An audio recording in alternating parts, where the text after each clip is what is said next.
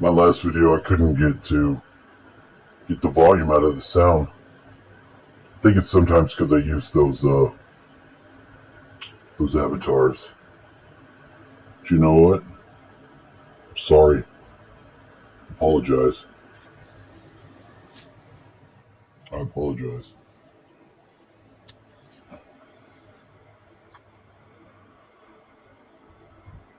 What I was trying to do was say that I was trying to connect through my heart to my people that are far away from me. Try to open up that connection because it is like the tone for the day. The person that was in my life was a blue rhythmic storm. I don't know exactly which one for the birthday, but I know on their birthday. I've looked it up and they're a blue storm. And it's kind of fitting. It's kind of fitting. That makes me look bold.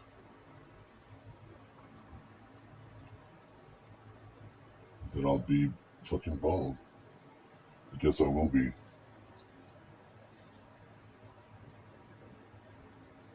What about I'll be that? I'll be a blurb of blue. Another friend of mine had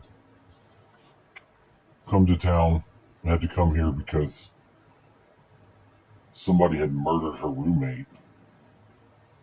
She had her roommate murdered in this town, and then in another state, some guy murdered the damn girl that was staying with her. She said it was brutal. I'm like, if you're being murdered, it's usually brutal. Murder is brutal.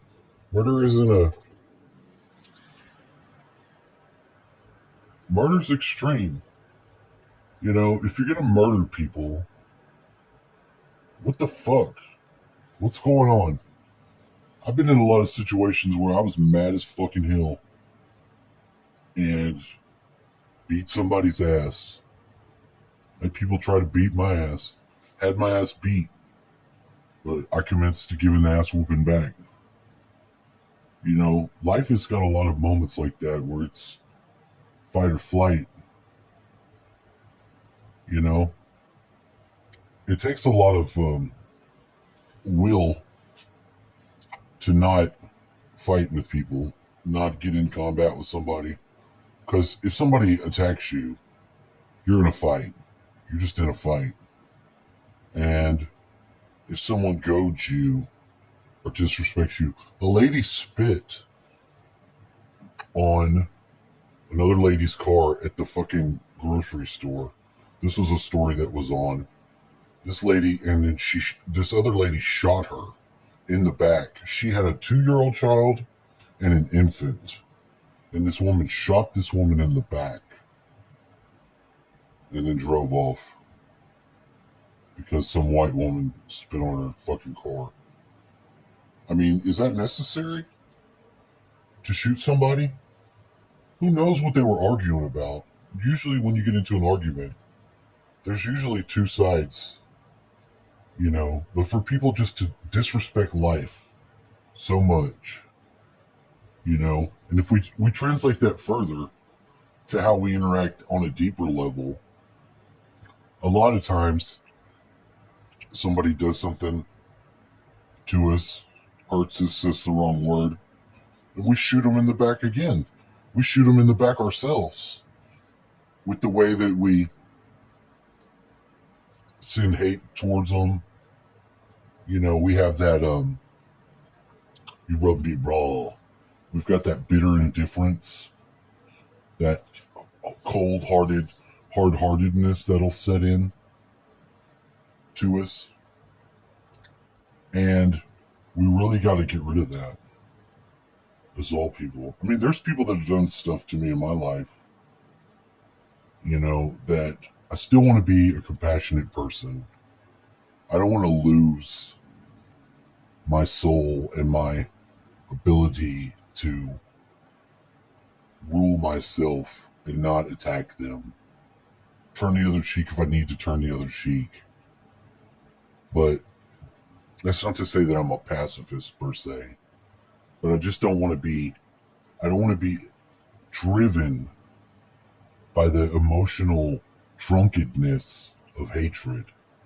Hatred is like being drunk. You can't think clearly. You can't rationalize. You can't use your logical thinking skills. You really are in an emotional stupor behind all your fucking steaming ass valves that you have going on. And passion and lust will sort of do the same thing to you to a degree. But when you let that hatred, that emotion of hatred, cause you to react to where you're not in control, you're almost less than a human when you do that. You're almost less than a human. So to love someone on a soul level, on a deeper level, it takes real dedication. It takes real commitment because you have to know yourself and you have to know if the other person knows their self, if they're at peace with their self, or are they in constant emotional turmoil. People that are in emotional turmoil are not free. They are not free. They're not at liberty. They're in a state of living hell. And it could be bliss, although bliss isn't one of those emotions that wears down on you and makes you mad. It's one of those ones that makes you disassociate and lose genuine connection with other people if you're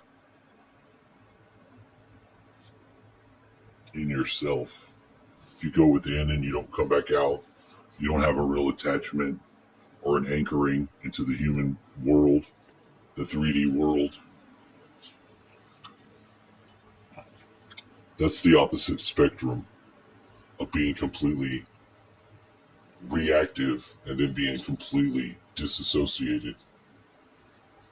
And I think we need to plug in our associations with our heart, with the people that we love and care about, and the people that we wish to have in our lives in our future, that we try to manifest and bring forward through word, action, deed.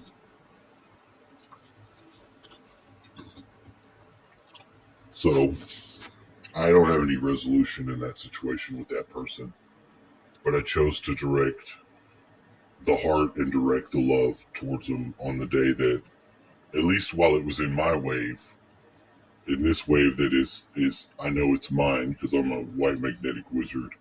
I take these 13 days to be like a semblance of my own self spread out over the time, and as if over the time that is the wholeness of myself and me, or it is an analog to, and that area is close to my heart, and I'm trying to connect and get a flow back from that person in the world, because I know they're alive and they're breathing in the world. But I know that they've got the programs. I know that they've got that experience of having an altar and switching into it and then no longer being really affiliated or aware of the person that is the lover of your youth. A lot of times circumstances lead to that. A lot of times it's very sound thinking and decision making that brings someone to that point. And sometimes it's just fate. But other times you can overcome that. You can have love and return to that pure thread of love that was always there from the beginning. If you can get back to that, you can find your balance again. And you may have never really lost it. But I believe in miracles like that. because those are the miracles that stir the soul.